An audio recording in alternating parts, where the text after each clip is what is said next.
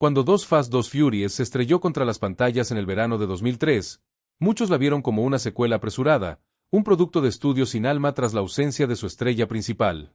El rugido de los motores y el resplandor del neón de Miami pintaron la imagen de una película sencilla, pura acción, pura velocidad, puro espectáculo. Pero lo que pocos supieron entonces, y lo que aún hoy muchos fans ignoran, es que bajo ese capó brillante y ese lenguaje cinematográfico aparentemente directo, se escondía una de las producciones más caóticas, innovadoras y milagrosamente exitosas de la historia del cine de acción moderno. Este no es solo el relato de cómo se hizo una película. Es la crónica de una apuesta desesperada de un estudio, una redefinición radical de una franquicia naciente, y una serie de decisiones creativas tan arriesgadas que, de haber fallado, habrían enterrado para siempre la saga de Rápidos y Furiosos.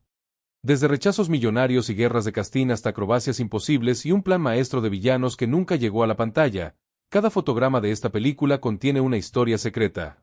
Ajusta tu cinturón y prepara tu mente, porque lo que vas a descubrir no solo cambiará para siempre como ves Dos Fast, Dos Furious, sino que te mostrará el fascinante, a menudo absurdo y siempre vertiginoso mundo que existe cuando el cine, los coches y la cultura chocan a máxima velocidad. 1. Los 25 pesos millones del rechazo. El precio de la integridad creativa. Todo comenzó con un cheque. Un cheque tan enorme que hizo temblar los cimientos de Hollywood en 2003.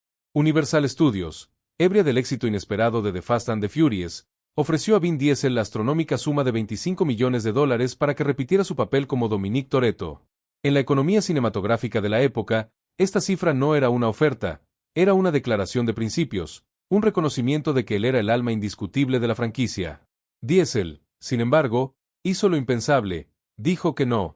La leyenda urbana dice que fue por dinero, pero la verdad es más compleja y habla de la psique de un actor en un momento crucial. Diesel leyó el guión inicial y encontró lo que él describió como falta de ambición creativa. En sus propias palabras, años más tarde, sintió que la historia recurría a fórmulas perezosas de secuelas de los 80 y 90, sin capturar la esencia cruda y familiar del original. Su salida no fue un capricho, sino un acto de integridad artística mal calculado. Años después, admitiría con pesar que su error no fue rechazar el guión, sino abandonar el proyecto por completo. Debería haberme quedado y luchado para mejorarlo desde dentro, confesó. Su decisión, sin embargo, creó un vacío de poder y una oportunidad sin precedentes. Universal se vio ante un abismo, cancelar la secuela o reinventarla por completo. Eligieron lo segundo. De la noche a la mañana, Brian O'Conner, Paul Walker, dejó de ser el compañero secundario para convertirse en el protagonista absoluto. Este giro traumático, forzado por un rechazo, se convirtió en el catalizador que alejó a la franquicia de ser la historia de un hombre para convertirla en un universo de equipo, sentando las bases temáticas de familia que la definirían en el futuro. 2. El carrusel del casting. La odisea para encontrar a T.J. Parker. Si la salida de Diesel fue un terremoto, la búsqueda del actor para interpretar a T.J. Parker fue un tornado que arrasó con media Hollywood. La historia comienza con una oferta de lealtad. El director John Singleton quería que Harrell le repitiera y expandiera su pequeño papel del primer film. Le ofrecieron $500,000, una cifra 33 veces mayor a la de su cameo original. Pero en el pico de su fama musical, Harrell, según Singleton, se sintió demasiado grande para la secuela y dejó de devolver las llamadas del estudio. El caos solo acababa de empezar. El papel pasó entonces al rapero Redman, quien tuvo que declinar en el último momento debido a conflictos de agenda con su serie de televisión. Incluso 50 Cent, la superestrella emergente del rap, audicionó para el papel, buscando cruzar al cine. El proceso se estaba convirtiendo en una pesadilla de logística y egos. Hasta que entró Ludacris. Christopher Bridges llegó a la audición sin la baggy de expectativas desmedidas, pero con una confianza tranquila y un carisma natural. Singleton lo vio y supo al instante. No estaba eligiendo a un rapero para un papel, estaba descubriendo a un actor para un personaje. Ludacris no solo aplastó la audición, sino que le dio a TJ una mezcla perfecta de ingenio callejero, lealtad y comicidad que no estaba en la página. Su entrega de la frase turno de noche, hermano, se convirtió en un grito de guerra generacional. Esta decisión de casting, nacida del rechazo y la confusión, le regaló a la franquicia a uno de sus pilares más queridos y al himno inolvidable Act a Fool que definiría la banda sonora. 3. El Skyline legendario, el coche que era ilegal y personal. El Nissan Skyline GT-RR 34 plateado que Brian O'Conner conduce no es solo un icono cinematográfico, es una pieza de historia automovilística. Lo que pocos saben es que ese coche específico, el que aparece en los primeros planos y las carreras callejeras, era la propiedad personal de Craig Lieberman, el asesor técnico de la película. Y no era un coche cualquiera, era el primer Nissan Skyline GT-R 34 legalizado federalmente en los Estados Unidos. Lieberman, un gurú de los importados japoneses, había importado el vehículo en 2001, navegando un laberinto de regulaciones de la EPA y el DOT, mucho antes de que la secuela fuera una certeza. Cuando la producción dio luz verde, él ofreció su propio y preciado coche. Universal alquiló el Skyline directamente a él, pagando por el privilegio de usar una leyenda viva. Esto desmiente uno de los mitos más persistentes de Internet. Paul Walker nunca fue dueño de ese R34 plateado específico. Amaba los Skyline y tenía otros, pero el coche estrella siempre perteneció a Lieberman. La producción, necesitando más unidades para las acrobacias, realizó una operación logística digna de una película. Importaron 4 GT-R 34 genuinos más directamente de Japón en un avión de carga. Estos coches, menos pulidos, serían los que saltaran, chocaran y sufrieran por el arte. 4. La pesadilla del Dodge Neon, el coche que pudo haber destruido todo. Imagina por un momento un universo alternativo. Brian O'Connor llega a una carrera callejera clandestina en Miami, no al volante del exótico, prohibido y adorado Skyline GT-R japonés, sino de un Dodge Neon SRT4. Puede sonar a broma, pero fue una posibilidad muy real y aterradora. Ejecutivos de Universal, motivados por el patriotismo automovilístico y quizás, por acuerdos de promoción con Chrysler, presionaron con fuerza para que el coche principal de Brian fuera un modelo americano accesible. Para Craig Lieberman, esta idea no era solo mala, era un suicidio creativo. Él argumentó, con la pasión de un verdadero entusiasta, que la esencia del personaje y de la película residía en el fruto prohibido. El Skyline era un símbolo de aspiración, de tecnología. Inalcanzable para la mayoría de los estadounidenses. Un neón, por muy potente que fuera, carecía por completo de ese aura mitológica. La batalla fue intensa, pero la lógica y la pasión prevalecieron. Lieberman logró convencer al estudio de que la credibilidad ante la naciente y ferozmente leal cultura tuner dependía de esa elección. Si el Skyline hubiera sido reemplazado, Dos Fast Dos Furious no habría sido tomada en serio, y es posible que el corazón de la franquicia hubiera dejado de latir ahí mismo. 5. La actriz que no sabía conducir. La transformación de Devon Aoki. Cuando Devon Aoki fue elegida para interpretar a Suki, la excéntrica y hábil piloto del Honda S2000 rosa chicle, traía consigo un currículum de modelaje y una presencia única. Lo que no traía era algo bastante crucial para su papel, una licencia de conducir. De hecho, su experiencia real detrás del volante era casi nula. La producción se enfrentó a un desafío divertido. Tenían que enseñar a conducir y a maniobrar un coche deportivo a su actriz principal. Le organizaron lecciones de conducción intensivas durante el rodaje, un eco de lo que había sucedido con Michelle Rodríguez y Jordana Brewster en la primera película. Parecía una tradición de la franquicia: contrata primero, enseña a conducir después. El resultado, sin embargo, fue mágico. Aoki canalizó la actitud despreocupada y segura de Suki a la perfección, y su S2000 rosa se convirtió en un icono instantáneo. Tan icónico, que tras el estreno de la película, el coche apareció en múltiples videos musicales, incluyendo el Act a Fool de Ludacris, Stupid Girls de Pink, y hasta en Fierce de Lindsay Lohan. Un coche de película había trascendido la pantalla para infiltrarse en la cultura pop más mainstream. 6. La visión del director inesperado. John Singleton y el alma del sur. La elección de John Singleton para dirigir Dos Fast Dos Furious fue, en superficie, una de las decisiones más inesperadas de Hollywood. Aquí estaba el aclamado director de Boys N. The Odd, una obra maestra cruda y socialmente consciente sobre la vida en el sur de Los Ángeles, tomando las riendas de una secuela de acción sobre carreras callejeras. Pero para Singleton, la conexión era profundamente personal. Habiendo crecido en South Central LA, las carreras callejeras no eran una fantasía cinematográfica, eran el sonido de fondo de su juventud. Cuando vio la primera película, confesó sentir una punzada de envidia. Esta es mi cultura. ¿Por qué no se me ocurrió a mí primero? Su visión no era hacer una copia, era infundirle alma. Cambió radicalmente la banda sonora, abandonando el techno y el electronic del original por el hip hop sureño que dominaba las calles en ese momento. Quería que la película se sintiera con más funk, más street, más multicultural. Este también era su primer film con clasificación PG-13, lo que lo obligó a bailar en la cuerda floja entre el hecho auténtico que amaba y la accesibilidad que el estudio demandaba. Cada decisión, desde la música hasta el lenguaje cinematográfico, fue moldeada por esta tensión creativa. 7. La escena de tortura con base en la realidad. El terror de la rata entre el neón y la adrenalina. Dos Fast Dos Furious contiene uno de los momentos más visceralmente aterradores de toda la saga. La escena en la que el villano Carter Verone, Cole Hauser, tortura a un detective corrupto utilizando una rata, un cubo de metal y un soplete. Lo que hace que esta escena sea especialmente perturbadora es su base en la realidad. Los guionistas se inspiraron en una técnica de tortura real que les fue descrita por un exmiembro de las Fuerzas Especiales, Green Beret. El principio es simple y brutal. Un animal, en este caso una rata, atrapado en un espacio confinado y sometido a un calor extremo, entra en pánico y excava de manera frenética para escapar, sin importar lo que tenga delante, incluida la carne humana. Singleton inicialmente dudó de incluir la escena, preguntándose qué aportaba a una película de tono mayormente desenfadado. Luego comprendió su valor. Era la forma de establecer a Verone no como un matón de caricatura, sino como un villano genuinamente sádico y aterrador, elevando las apuestas emocionales de la película. La Asociación Humanitaria Americana supervisó de cerca el rodaje con el animal, que fue entrenado para pararse sobre sus patas traseras y arañar un punto específico de un cristal de seguridad.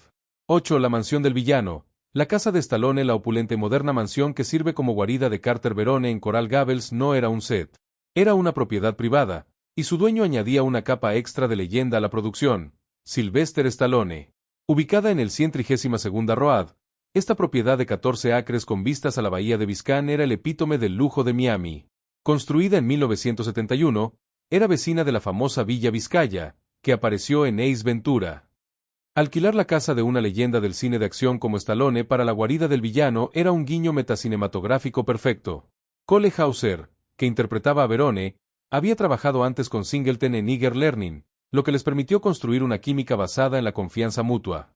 Hauser trajo una amenaza contenida y carismática al papel, creando a quien muchos críticos consideran el villano más genuinamente intimidante y creíble de los primeros años de la franquicia, un contrapunto perfecto al colorido mundo que lo rodeaba. 9-2 Blockbusters, un parque. La Guerra de Miami de 2003. El rodaje de 2 Fast 2 Furious fue un ejercicio de caos logístico, pero una anécdota lo resume a la perfección. Mientras Singleton y su equipo filmaban en un extremo del Bill Baxcape Florida State Park, al otro lado del mismo parque, Michael Bay estaba rodando Bad Boys 2. Dos megaproducciones de acción, ambas ambientadas en Miami, compitiendo por los mismos espacios, el mismo ambiente y la misma esencia de la ciudad en el verano de 2003. Los equipos de producción tuvieron que coordinar meticulosamente para no invadir los sets del otro, una danza coreografiada de grúas, coches de acrobacias y equipos de sonido. Ambas películas se estrenaron ese verano, definiendo la estética de Miami para una generación y demostrando la capacidad de la ciudad para albergar dos operaciones cinematográficas colosales simultáneamente. 10. El arma policial ficticia que todos creímos real en la persecución final. La policía utiliza un dispositivo futurista que lanza un arpón para inmovilizar el Skyline de Bryan. Parecía tan específico y funcional que muchos espectadores asumieron que era tecnología policial real o en desarrollo. La verdad, revelada por el propio Singleton en el comentario de audio, es que el lanzador de arpón ESD fue inventado completamente para la película. No existe en ningún departamento de policía del mundo. El dispositivo, que supuestamente dispara un arpón de 3 puntas que administra un pulso electromagnético para inhabilitar los sistemas electrónicos del vehículo, fue un brillante ejercicio de diseño de utilería y efectos, tan convincente que generó preguntas de ¿por qué la policía no usa esto?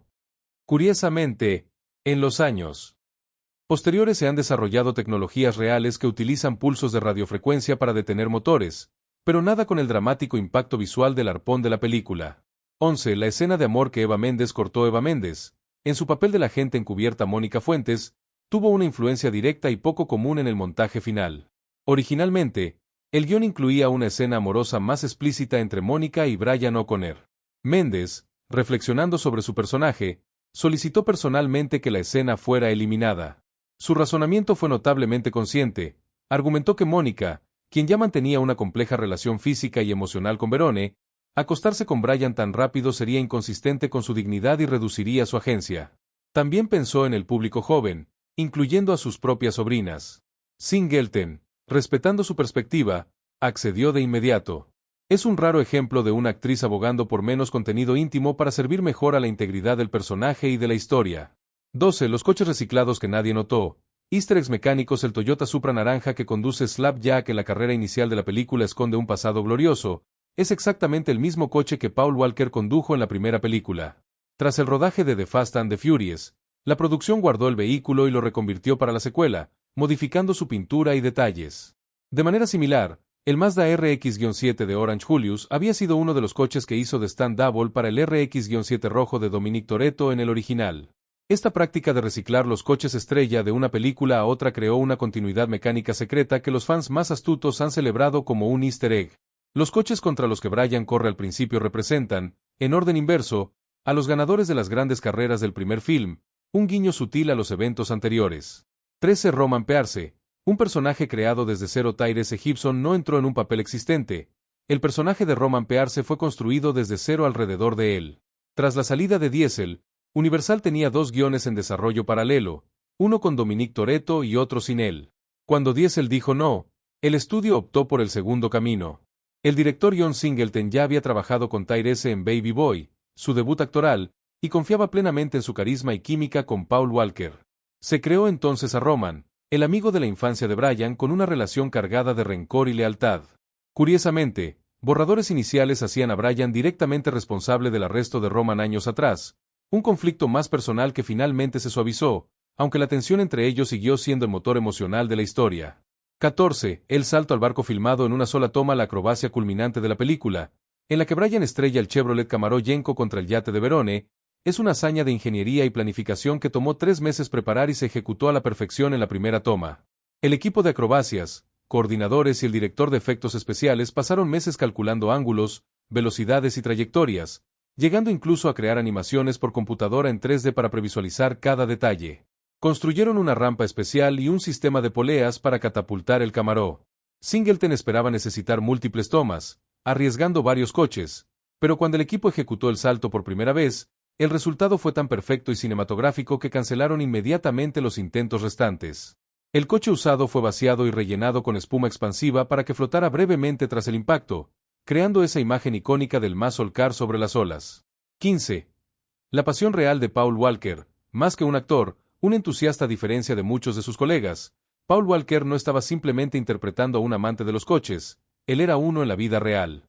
Su conocimiento y pasión genuina por la cultura tuner japonesa y las carreras callejeras le dieron una autenticidad innegable a su interpretación. Realizó muchas de sus propias acrobacias de conducción, incluido el espectacular Power Slide hacia la multitud tras ganar la primera carrera. Craig Lieberman destacó que Walker era el único actor del elenco original que ya estaba inmerso en ese mundo. Mientras otros aprendían a conducir para la película, él estaba discutiendo las especificaciones técnicas de los motores. Se convirtió en un embajador no oficial de la cultura, y su respeto por ella resonó con la audiencia central de la franquicia. 16. Derrotando Buscando a Nemo en la taquilla. A pesar del escepticismo generalizado por la ausencia de Vin Diesel, 2 Fast 2 Furious demostró ser un éxito arrollador. En su primer fin de semana, recaudó $52.1 millones, destronando al gigante de Pixar, Buscando a Nemo, del primer puesto en la taquilla. Este logro la convirtió en el cuarto mejor estreno de un fin de semana de junio en la historia hasta ese momento. La película batió récords personales tanto para John Singleton como para el productor Neal H. Moritz. Demostró, de manera crucial, que el público estaba conectado con el universo, los coches y la actitud de la franquicia, no solo con una sola estrella. Con un presupuesto de $76 millones, la película terminó recaudando más de $236 millones en todo el mundo, asegurando el futuro de la saga. 17. Los muscle cars construidos desde la chatarra, los 9 Chevrolet Camaros Yenko y los 6 Dodge Challenger Semi que vemos en la película, especialmente aquellos destruidos en las acrobacias, no eran coches clásicos originales y valiosísimos.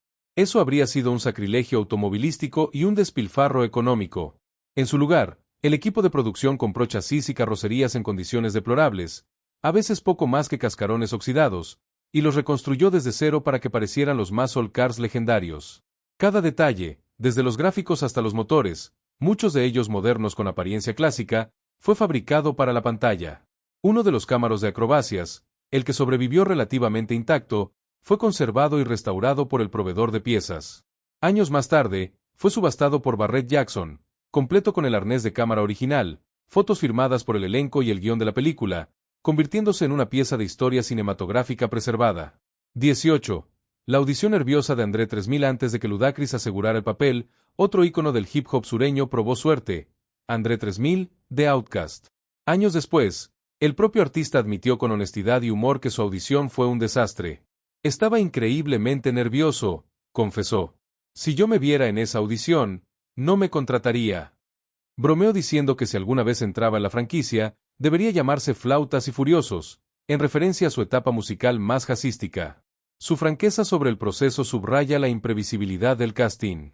El viaje del personaje de TJ, desde Harrule hasta Ludacris, pasando por Redman, 50 Cent y André 3000, es un testimonio de cómo a veces la elección perfecta solo emerge después de una serie de errores o rechazos afortunados.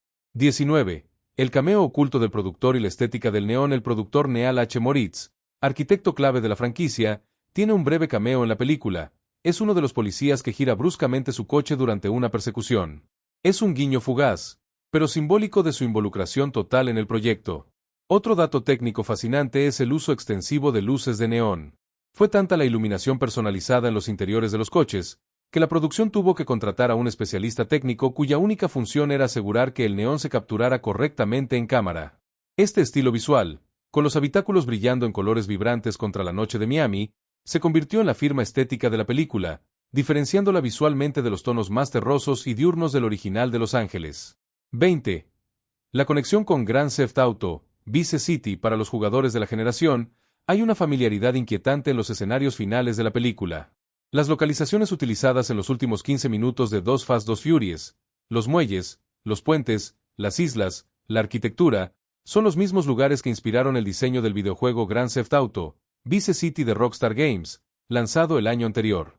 Ambas obras capturaron la esencia estilizada, colorida y algo exagerada del Miami de principios de los 2000, creando una simbiosis cultural. Fans de ambas se han deleitado durante años señalando las similitudes. La película también usó el icónico 7 Mile Bridge en los Cayos de Florida, el mismo lugar donde True Lies filmó su épica persecución en limusina, vinculando la película con otra leyenda del cine de acción. 21. Bonus. El reencuentro de los villanos que nunca sucedió, la escena postcréditos perdida. Y aquí llega el dato más explosivo, el que pudo ser que redefine todo. Los planes originales para lo que eventualmente sería Fast y Furious 7 incluían una escena postcréditos que habría sido un sueño hecho realidad para los fans. En esta escena descartada, se revelaba que Zipper, la villana maestra interpretada más tarde por Charlize Theron, estaba reuniendo un escuadrón de villanos para cazar a Dom y Brian. ¿La alineación? Una reunión de los antagonistas más odiados, Johnny Tran, de la primera película, Carter Verone, de esta, Arturo Braga, de Fast y Furious 4, Sisi, de Fast 5, y de Car Chow, Jason Statham. Imagina la escena, Brian y Roman, ya miembros plenos de la familia, enfrentándose de nuevo a un Verone vengativo años después de dejarlo en manos del FBI. La historia entera de la franquicia se reconectaba directamente con los eventos de Dos Fast Dos Furious. Cole Hauser incluso había sido contactado para retomar su papel. La trágica y prematura muerte de Paul Walker en 2013 obligó a una reescritura total de la séptima entrega. Esta épica alianza de villanos fue descartada, y la trama se reorientó hacia un tributo emocional a Walker y su personaje. En algún universo cinematográfico alternativo, esa escena existe, y el legado de Carter Verone tomó un camino mucho más oscuro y conectado. Conclusión. El milagro en el asfalto 2 Fast 2 Furious es mucho más que la otra película de la saga sin Vin Diesel. Es un milagro de la producción cinematográfica, un estudio de caso sobre cómo el caos, la intuición y la pura determinación pueden forjar algo perdurable. Desde el rechazo de 25 millones que la redefinió, hasta el salto al barco filmado en una sola toma perfecta, cada detalle de su creación es una historia de riesgo y recompensa. Demostró que la franquicia podía sobrevivir a la pérdida de su estrella principal, introdujo personajes que se convertirían en pilares, TJ, Roman, estableció la estética neón y el hip hop sureño como parte de su ADN, y entregó una de las acrobacias prácticas más ambiciosas de la época. Fue la película que transformó a Paul Walker en una estrella de acción de primer nivel y confirmó que Rápidos y Furiosos no era la historia de un hombre, sino la de una familia que recién comenzaba a encontrarse. La próxima vez que la veas, recuerda que no estás viendo solo una película de carreras. Estás presenciando el instante en el que una franquicia tambaleante se puso de pie, pisó el acelerador y decidió, contra todo pronóstico, volverse legendaria.